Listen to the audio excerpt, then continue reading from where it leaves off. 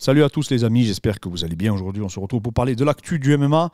On va revenir sur la victoire de Doumbé, la victoire aussi d'Abdul qui revenait en compétition en grappling, Marlon Brun, notre boxeur qui est devenu champion de France des mi-lourds, et plein d'autres actualités, les amis. Tout d'abord, pensez à vous abonner. Pensez à vous abonner, à nous mettre en commentaire s'il y a des sujets en particulier que vous voulez qu'on aborde. On le fera avec grand plaisir. N'oubliez pas aussi de souscrire au Club des Balaises. On met du contenu exclusif, que ce soit sur la nutrition, sur bref, un peu tout, l'entraînement, etc., etc. Fred, Abdul, qui revient à la compétition, il gagne 2 catégories à la Coupe de France en ceinture noire adulte, les moins de 97 et le toute catégorie. Ouais, donc c'était ce week-end à l'Alcarpentier, c'est la CFJB qui a organisé.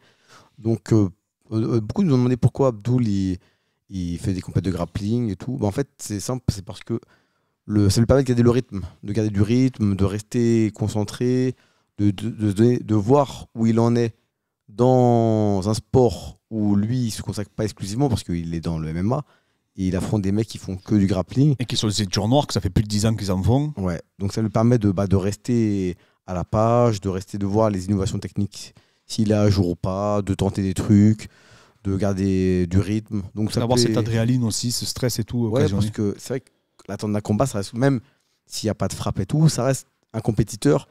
Et quand tu es un compétiteur, tu stresses toujours un petit peu, il y a toujours une petite appréhension. Tu as du public, tu es attendu quand même, parce que ça reste quand même un nom.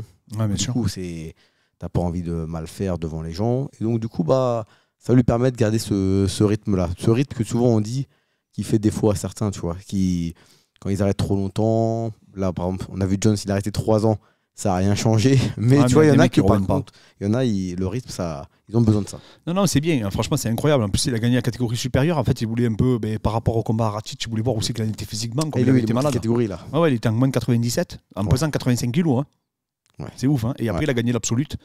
Donc, non, vraiment, Abdul, brillant. Brillant, le Lazy King. Donc, on espère le voir très bientôt. De toute façon, il ne va pas tarder à revenir là parce qu'on doit faire un test et on vous en parlera un peu plus tard. Doumbé Fred, qui a combattu contre Powell Klimas. C'est ça, hein, Klimas. Donc, du coup, tu as vu le match? Ouais, je l'ai vu, ouais. Et franchement, déjà, il me fait regarder le MMAGP. Hein. Franchement, nous, on n'a pas le temps de regarder tous les combats entre les UFC, tout. Du coup, même les podcasts sur la science et tout, comme toi, tu fais chauffer la bioméca et tout. Beaucoup de temps. Et donc, du coup, là, on regarde quand même parce qu'il y a Doumbé quand même. Du coup, il est intriguant. Moi, il y avait mon pote aussi, Soufiane, oui, qui était coaché par Michael Lebou d'ailleurs. Et non, mais malheureusement, il a perdu. Mais il a fait un bon combat quand même. Ah oui, il a fait un bon match, franchement. Il démarrait bien, quoi. Félicitations sur l'adversaire qui était coaché par un autre copain, Carla Moussou.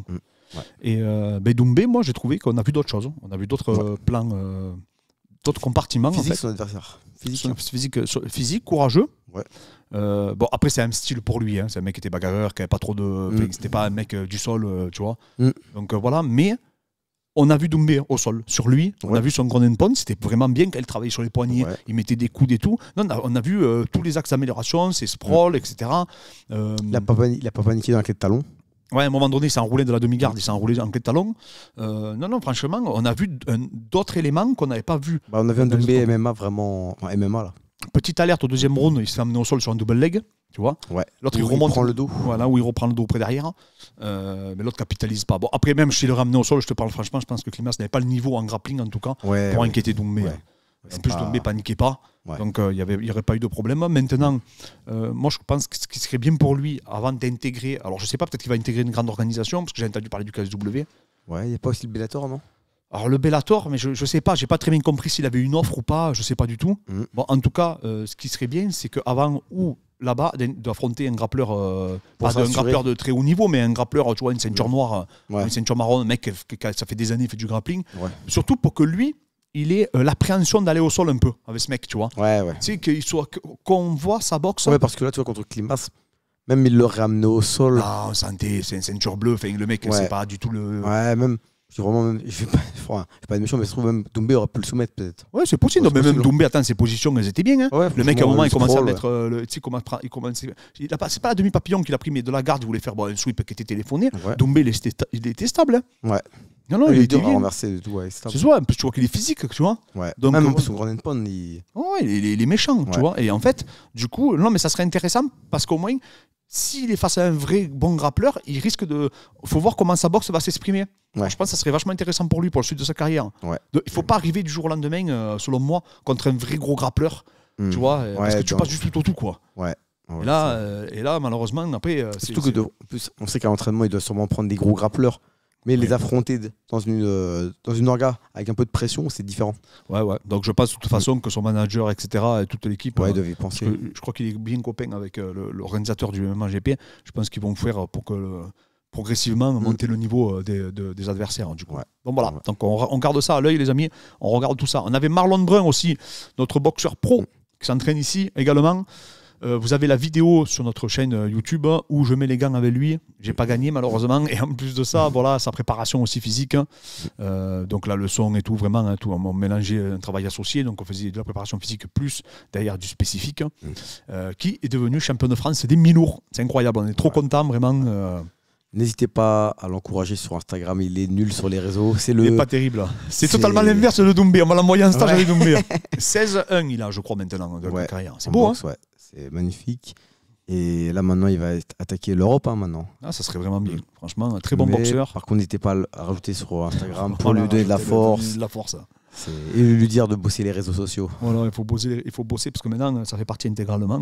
Parce que tu vois, par exemple, c'est passé un peu inaperçu, malheureusement, championnat de France. Voilà. Mais en tout cas, nous, on est fiers de toi, Marlon, et on est fiers d'Abdoul. On a eu, même si le week-end avait mal démarré, malheureusement, avec Cyril.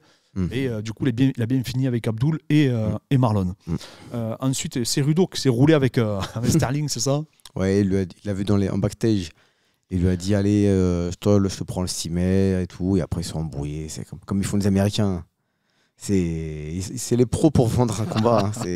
Non, mais c'était incroyable. Parce qu'en plus, c'est que du cinéma, je pense, parce que franchement, ils s'étaient vus juste avant, très peu de temps avant la veille. Ils s'étaient rien dit du tout quand ils se sont croisés.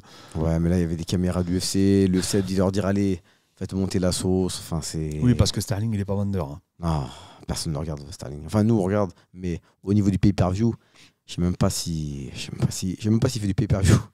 Ah oui, non, mais de toute façon, là, maintenant, c'est sûr que là, on n'a pas eu les chiffres de l'UFC, hein? Non, pas encore. Le dernier? Non. Ouais, on a vu les salaires. 7 millions, je crois, pour Jones. Hein? Je crois, ouais. C'est incroyable. 1 250 000, c'est hors pay-per-view et hors prime, je pense. Hein?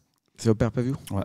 1 250 000, je crois, pour Cyril. Ouais. De ce que j'ai vu, et après, j'ai pas fait attention les autres. Jones, il a bien négocié son contrat. C'est un des combattants les mieux payés maintenant. Ouais, et ils ont monté les salaires même des autres, j'ai l'impression. Hein. Parce que même les Shavkat et tout, ils ont gagné des. Pour un. Parce que c'est pas des top 5. Enfin, Shavkat, Geoff Neal. Enfin, ouais, mais c'est quand même une icône maintenant, non, Shavkat? Ouais, mais tu sais, l'UFC, c'est pas des gros salaires à la base. Ouais, c'est vrai. Et Gamrot, comme il était, on n'a pas vu, tu te rappelles pas? Ça t'a pas marqué? Ils ont mis, mais je me rappelle plus. Parce que Gamrot était bien payé au KSW, par exemple. Ouais, c'est vrai. Mais voilà. Non, en tout cas, ça me fait penser à Bernard Hopkins. Tu sais, une fois, il avait fait une citation.